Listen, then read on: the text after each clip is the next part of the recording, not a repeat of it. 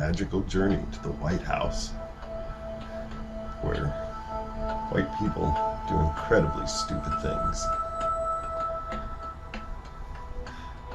We rolling?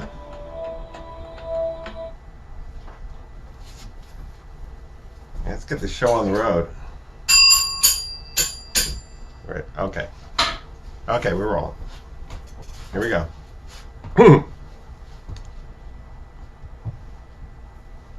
E. The President's efforts to remove the special counsel. Well, this ought to be good. Overview. The acting Attorney General appointed a special counsel on May 17, 2017, prompting the President to state that it was the end of his presidency and that Attorney General Sessions had failed to protect him and should resign. Sessions submitted his resignation, which the President ultimately did not accept. The President told senior advisors that the special counsel had conflicts of interest, but they responded that those claims were ridiculous and posed no obstacle to the special counsel's service.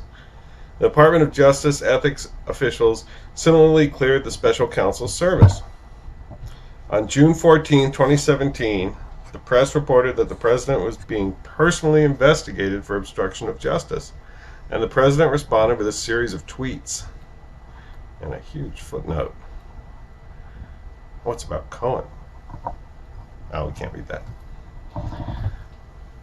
Criticizing the special counsel's investigation.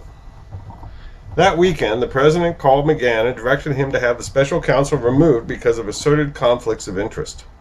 McGahn did not carry out the instruction for fear of being seen as triggering another Saturday night massacre and instead prepared to resign.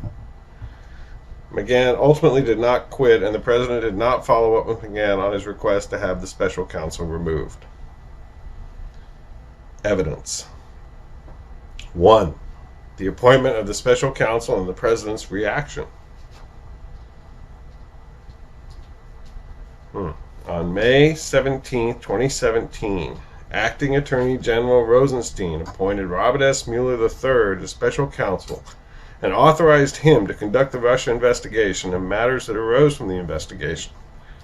The President learned of the special counsel's appointment from Sessions, who was with the President, Hunt, and McGahn, conducting interviews for a new FBI director. Sessions stepped out of the Oval Office to take a call from Rosenstein, who told him about the special counsel appointment, and Sessions then returned to inform the President of the news. According to notes written by Hunt, when Sessions told the President that a special counsel had been appointed, the President slumped back in his chair and said, "Oh my God, this is terrible. This is the end of my presidency. I'm fucked?"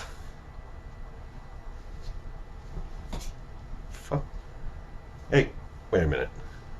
Bobby, somebody get Bobby. Bobby, look, I was told this was like, this was some PG stuff. I wasn't told, look, he said fucked. Bobby, he said fucked. The President said fucked, and now I'm fucked because I said fuck. Oh, fuck. Somebody, look, we can't leave that in. You gotta cut that. Okay. All right, good. Okay. Here we go. I'm gonna pick back up now, but that's fucking nonsense. I mean, you gotta cut that too. Okay. The President became angry. Wait a minute. He said I'm fucked, and then he became angry? No. Look, he was already angry when he said he was fucked, all right? That's obvious. Something's wrong with this. Okay, anyway. I don't like using that kind of language on air. You know that. It's in my contract. We're going to talk about this. So now I'm done. We're going to talk about this. God, I'm fucked. I mean, I just keep reading that. The President became angry and lambasted the Attorney General for his decision to recuse from the investigation, saying, "How could you let this happen, Jeff?" The President said the position of Attorney General was his most important appointment, and Sessions had let him down, contrasting him to Eric Holder and Robert Kennedy. Sessions recalled that the president said to him, "You were supposed to protect me," or words to that effect. You fucker.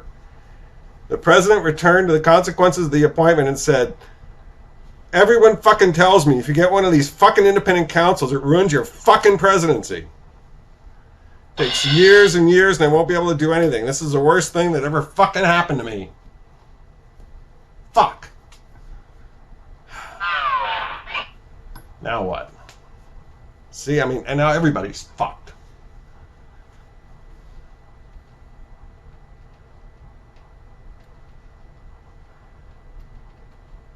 The president then told Sessions he should resign as Attorney General.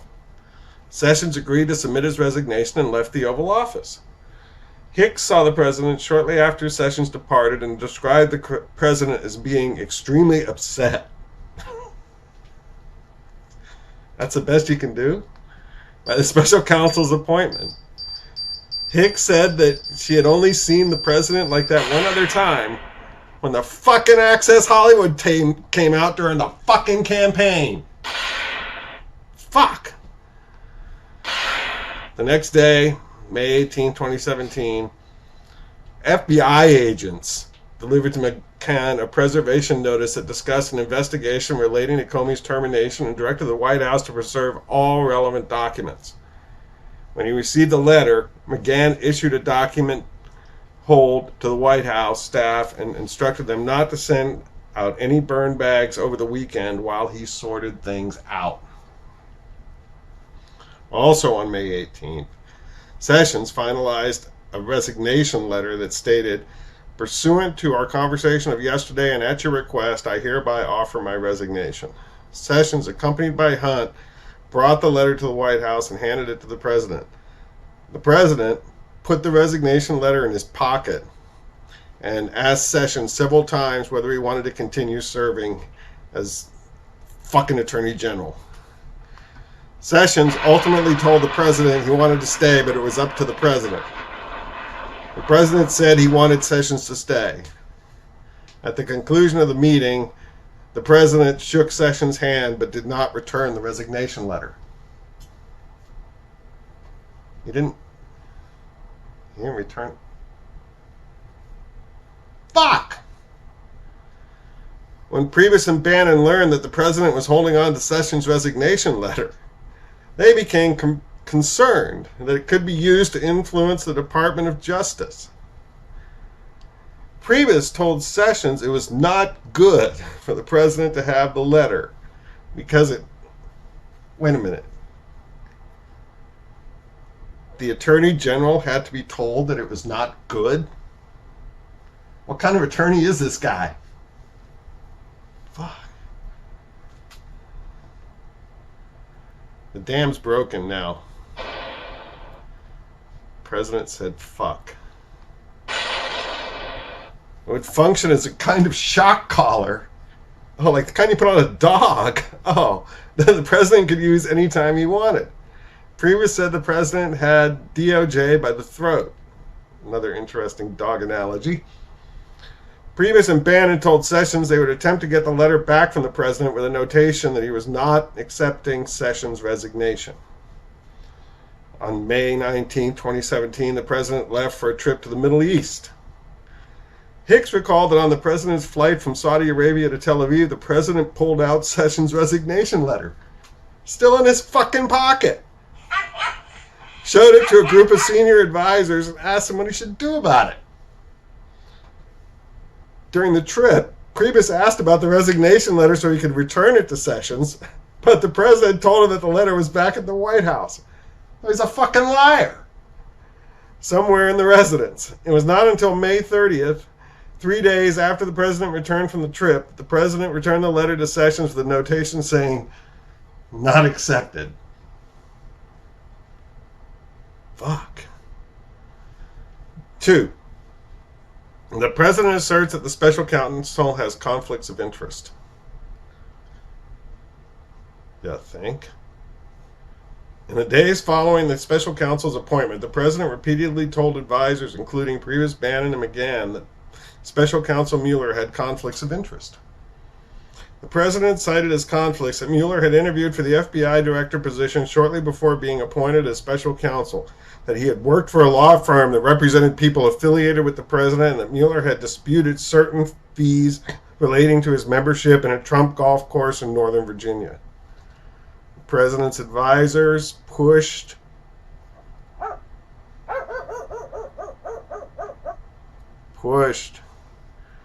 back. They pushed back on his assertion of conflicts, telling the president they did not count as true conflicts. Bannon recalled telling the president that the purported conflicts were ridiculous, and that none of them are probably fucking ridiculous, and that none of them was real or could come close to justifying precluding Mueller from serving as special counsel. As for Mueller's interview for the FBI director, Bannon recalled that the White House had invited Mueller to speak to the president to offer perspective on the institution of the FBI. Bannon said that although the White House thought about beseeching Mueller to become director again, he did not come in looking for the job. Bannon also told the president that the law firm position did not amount to a conflict in the legal community. And Bannon told the president that the golf course dispute did not rise to the level of conflict in claiming one was ridiculous and petty. The president did not respond when Bannon pushed back on the stated conflicts of interest. On May 23, 2017, the Department of Justice announced that ethics officials had determined that special counsel's prior law firm position did not bar his service, generating media reports that Mueller had been cleared to serve. McGahn recalled that around the same time, the president complained about the asserted conflicts and prodded McGahn to reach out to Rosenstein about the issue. McGahn said he responded that he could not make such a call and that the president should instead consult his personal lawyer because it was not a White House issue. Contemporaneous notes of the May 23, 2017 conversation between McGahn and the president reflect that McGahn told the president he would not call Rosenstein and that he would suggest that the president not make such a call either.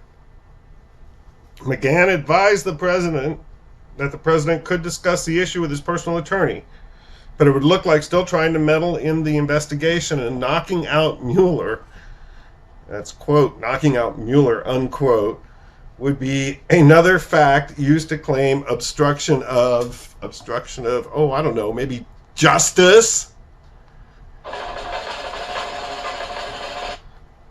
Oh, I got it right. Justice. Well, he said just, and then they threw the ice on because it's better served cold. McGahn told the president that his biggest exposure was not his act of firing Comey, but his other contacts and calls and his Ask Re Flynn. By the time McGahn provided this advice to the president, there had been widespread reporting on the president's request for Comey's loyalty, which the president publicly denied. His request that Comey let Flynn go, which the president also denied, and the president's statement to the Russian foreign minister that the termination of Comey had relieved, quote-unquote, great pressure related to Russia, which the president did not deny. On June 8, 2017, Comey testified before Congress about his interactions with the president before his termination, including the request for loyalty, the request that Comey let Flynn go, and the request that Comey lift the cloud over the presidency caused by the ongoing investigation. Comey's testimony led to a series of news reports about whether the president had obstructed justice. On June 9, 2017, the special counsel's office informed the White House counsel's office that investigators intended to interview the intelligence community officials who had allegedly been asked by the president to push back against the Russia investigation. On Monday, June 12, 2017, Christopher Ruddy, the chief executive of Newsmax Media and a longtime friend of the president's, met at the White House with Priebus and Bannon. Rudy recalled they told him that the president was strongly considering firing the special counsel. Okay. And that he would do so precipitously without vetting the decision through administration officials. Rudy asked Priebus if Rudy could talk publicly about the discussion they had about the special counsel, and Priebus said he could. Priebus told Rudy he hoped another blow-up like the one that followed the termination of Comey did not happen. Later that day, Rudy said in a televised interview that the president was considering perhaps terminating the special counsel based on purported conflicts of interest. Rudy later told another news outlet that Trump is definitely considering terminating the special counsel, and it's not something that's being dismissed. Rudy's comments led to extensive coverage in the media that the president was considering firing the special counsel. White House officials were unhappy with that press coverage, and Rudy heard from friends that the president was upset with him. On June 13, 2017, Sanders asked the president for guidance on how to respond to press inquiries about the possible firing of the special counsel. The president dictated an answer which Sanders delivered, saying that while the president has every right to fire the special counsel, he has no intention to do so. Also on June 13, 2017, the president's personal counsel contacted the special counsel's office and raised concerns about possible conflicts. The president's counsel cited Mueller's previous partnership in his law firm, his interview for the FBI director position, and an asserted personal relationship he had with Comey. That same day, Rosenstein had testified publicly before Congress and said he saw no evidence of good cause to terminate the special counsel, including for conflicts of interest. 2 days later, on June 15, 2017, the special counsel's office. Oh, the office. Back at the office. Speaking of the office, where's my check? Oh, anyway. Office informed the acting attorney general's office about areas of concern raised by the president's counsel and told the president's counsel that their concerns have been communicated to Rosenstein so that the Department of Justice could take any appropriate action. 3. The press reports that the president is being investigated for obstruction of justice, and President directs the White House counsel to have special counsel removed. On the evening of June 14, 2017, the Washington Post published an article stating that the special counsel was investigating whether the president had attempted to obstruct justice. This was the first public report that the president himself was under investigation by the special counsel's office, and cable news networks quickly picked up on the report.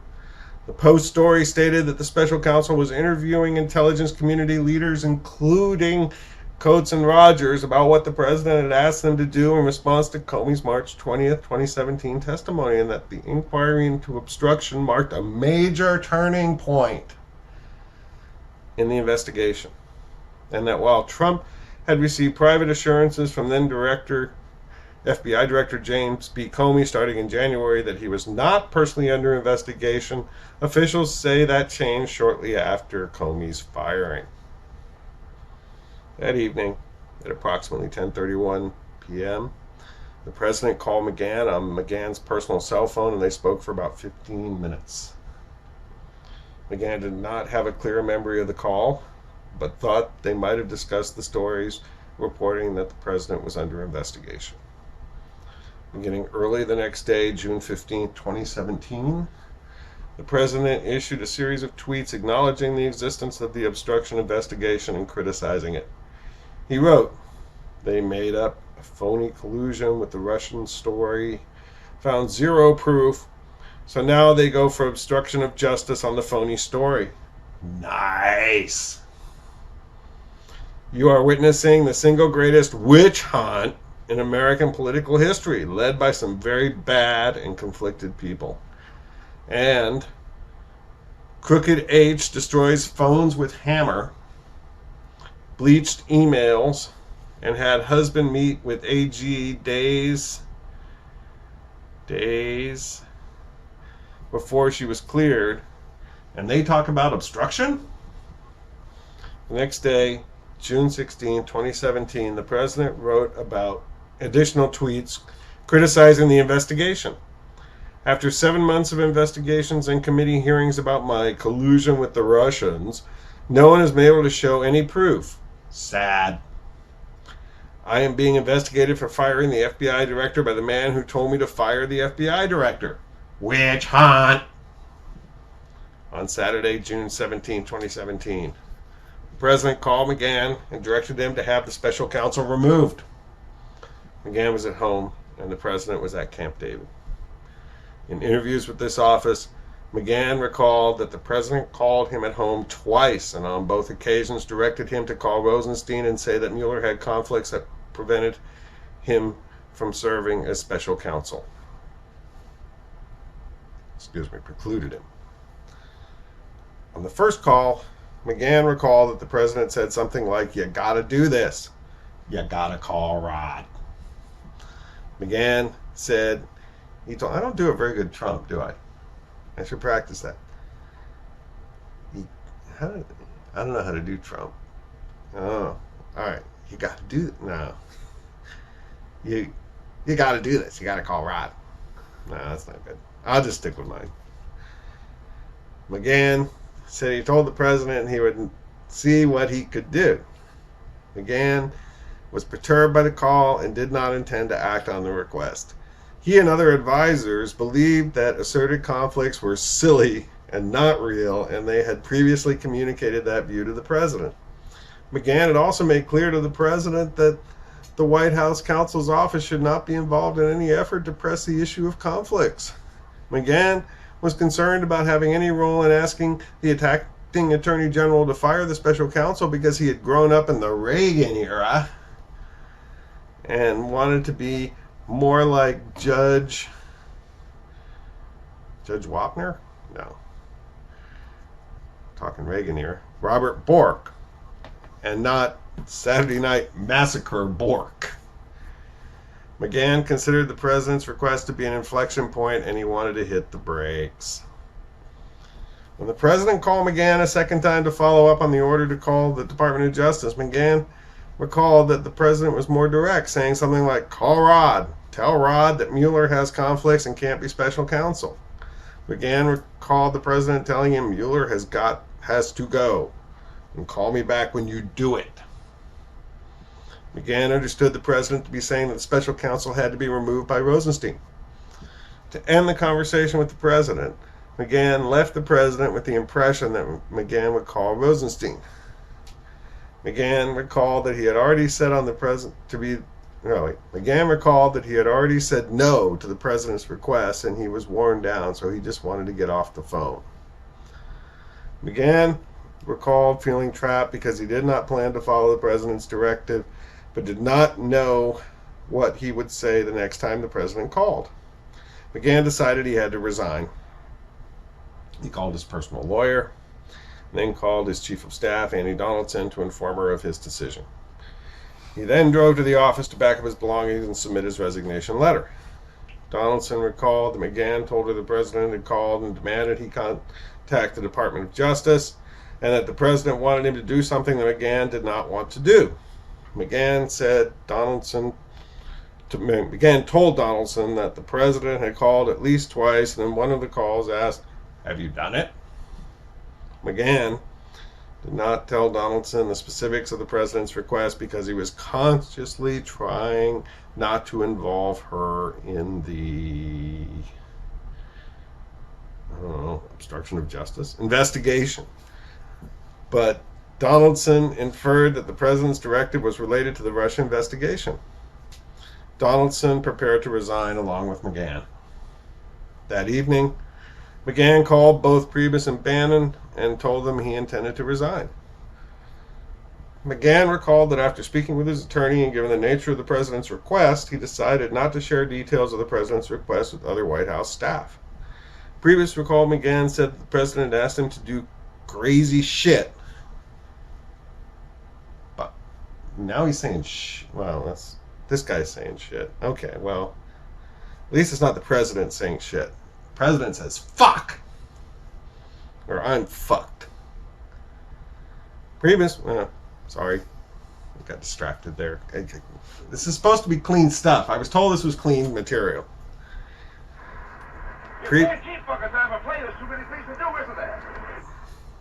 Yeah, that's what I thought. Priebus recalled that McGahn said the president asked him to do crazy shit, but he thought McGahn did not tell him the specifics of the president's request because McGahn was trying to protect Priebus from what he did not need to know.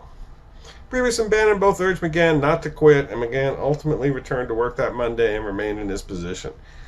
He had not told the president directly that he planned to resign, and when they next saw each other, the president did not ask McGahn whether he had followed through with calling Rosenstein. Around the same time, Chris Christie recalled a telephone call with the president in which the president asked what Christie thought about the president firing the special counsel. Christie advised against doing so because there was no substantive basis for the president to fire the special counsel and because the president would lose support from Republicans in Congress if he did so. Analysis. In analyzing the president's direction to McGahn to have the special counsel removed, the following evidence is relevant to the elements of obstruction of justice. A. obstructive act. As with the president's firing of Comey, the attempt to remove the special counsel would qualify as an obstructive act if it would naturally obstruct the investigation and any grand jury proceedings that might flow from the inquiry. Even if the removal of the lead prosecutor would not prevent the investigation from continuing under a new appointee, a fact finder would need to consider whether the act had the potential to delay further action in the investigation, chill the actions of any replacement special counsel, or otherwise impede the investigation. A threshold question is whether the president in fact directed McGahn to have the special counsel removed. After news organizations reported that in June 2017 the president had ordered McGahn to have the special counsel removed, the president publicly disputed these accounts and privately told McGahn that he had simply wanted McGahn to bring conflicts of interest to the Department of Justice's attention. See Volume 2, Section 2.1 info. Some of the president's specific language that McGahn recalled from the calls is consistent with that explanation. Substantial evidence, however, supports the conclusion that the president went further and in fact directed McGahn to call Rosenstein to have the special counsel removed. First, McGahn's clear recollection was that the president directed him to tell Rosenstein not only that conflicts existed, but also that Mueller has to go. McGahn is a credible witness with no motive to lie or exaggerate given the position he held in the White House. McGahn spoke with the president twice and understood the directive the same way both times, making it unlikely that he misheard or misinterpreted the president's request. In response to that request, McGahn decided to quit because he did not want to participate in events that he described as akin to the Saturday Night Massacre. He called his lawyer, drove to the White House, packed up his office, prepared to submit a resignation letter with his chief of staff, told Priebus that the president had asked him to do crazy shit, and informed Priebus and Bannon that he was leaving. Those acts would be a highly unusual reaction to a request to convey information to the Department of Justice.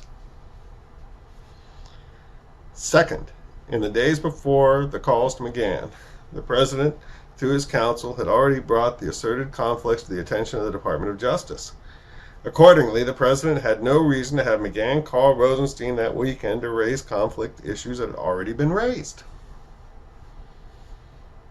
There's that. Third, the president's sense of urgency and repeated requests to McGahn to take immediate action on a weekend. You gotta do this. You gotta call Rod.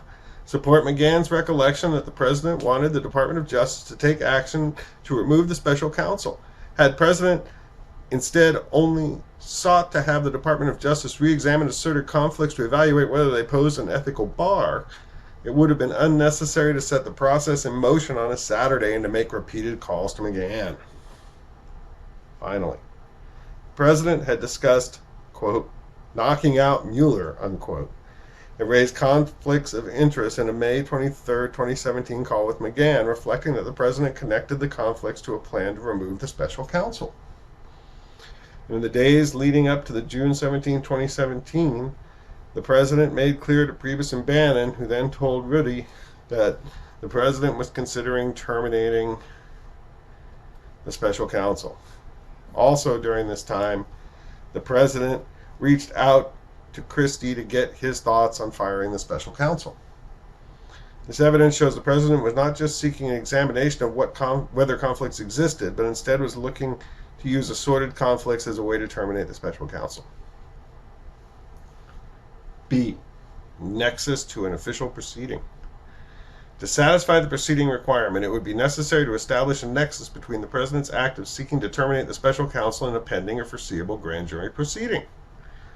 Substantial evidence indicates that by June 17, 2017, the president knew his conduct was under investigation by a federal prosecutor who could present any evidence of federal crimes to a grand jury. On May 23, 2017, McGahn explicitly warned the president that his biggest exposure was not his act of firing Comey, but his other contacts and calls and his ask re Flynn. By early June, it was widely reported in the media that federal prosecutors had issued grand jury subpoenas in the Flynn inquiry and that the special counsel had taken over the Flynn investigation. On January 9, 2017, the special counsel's office informed the White House that investigators would be interviewing intelligence agency officials who allegedly had been asked by the president to push back against the Russia investigation. On June 14, 2017, news outlets began reporting that the president was himself being investigated for obstruction of justice. Based on widespread reporting, the president knew that such an investigation could include his request for Comey's loyalty, his request that Comey, quote, let Flynn go, unquote, his outreach to Coates and Rogers, and his termination of Comey, and statement to the Russian foreign minister that the termination had relieved, quote, great pressure, unquote, related to Russia. And on June 16, 2017, the day before he directed McGahn to have the special counsel removed, the president publicly acknowledged that his conduct was under investigation by a federal prosecutor, tweeting, I am being investigated for firing the FBI director by the man who told me to fire the FBI director. C. Intent. Substantial evidence indicates that the president's attempts to remove the special counsel were linked to the special counsel's oversight of investigations that involved the president's conduct, and most immediately to reports that the president was being investigated for potential obstruction of justice. Before the president terminated Comey, the president considered it critically important that he was not under investigation and that the public was not erroneously thinking he was being investigated. As described in Volume 2, Section 2D Supra, advisors perceived the president while he was drafting the Comey termination letter to be concerned more than anything else about getting out that he was not personally under investigation. When the president learned of the appointment of the special counsel on May 17, 2017, he expressed further concern about the investigation, saying, this is the end of my presidency. I think he also said, I'm fucked! The president also faulted Sessions for recusing, saying, you were supposed to protect me, and now I'm fucked. On June 14, 2017, when the Washington Post reported that the special counsel was investigating the president for obstruction of justice, the president was facing what he had wanted to avoid: a criminal investigation into his own conduct that was the subject of widespread media attention. The evidence indicates that the news of the obstruction investigation prompted the president to call McGahn and to seek to have the special counsel removed. By mid-June, the Department of Justice had already cleared the special counsel's service, and the president's advisors had told him that the claimed conflicts of interest were, quote, silly, unquote, and did not provide a basis to remove the special counsel. On June 13, 2017, the acting attorney general testified before Congress that no good cause for removing the special counsel existed, and that the president dictated a press statement to Sanders saying he had no intention of firing the special counsel. But the next day, the media reported that the president was under investigation for obstruction of justice, and the special counsel was interviewing witnesses about events related to possible obstruction, spurring the president to write critical tweets about the special counsel's investigation. The president called McGahn at home that night, and then called him on Saturday from Camp David. That evidence accordingly indicates that news that an obstruction investigation had been opened is what led the president to call McGahn to have the special counsel terminated. There is also evidence that the president knew that he should not have made those calls to McGahn.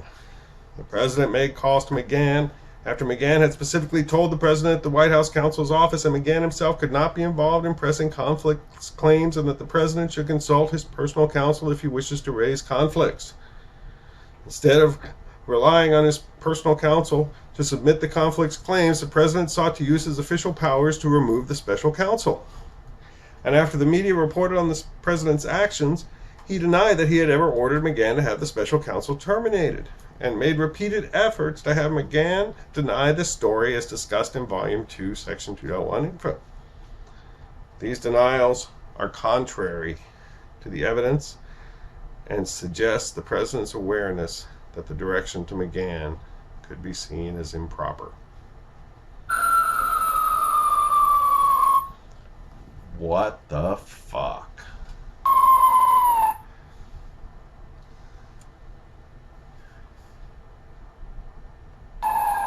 That's And that's the story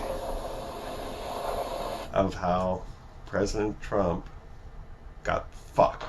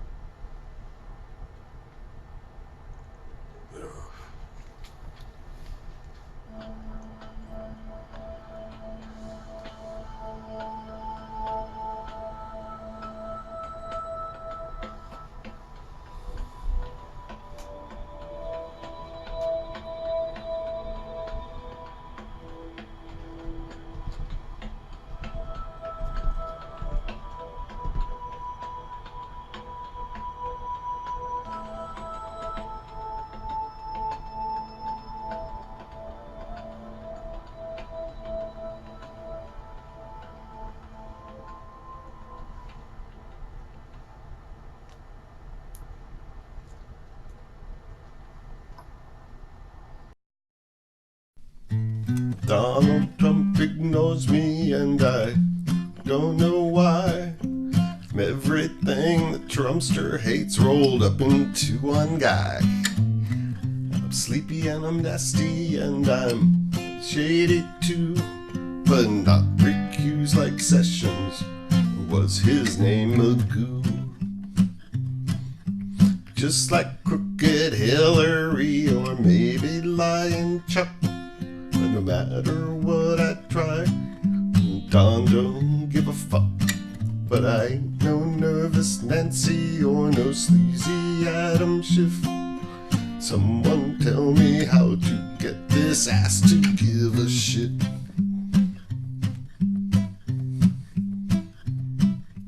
I'm all for higher taxes and I'm all for higher crime. Think cheating Obama did the job just mighty fine. I like crazy Bernie, I like Pocahontas too. Just like Dickie Durbin, I ain't your mama's fool.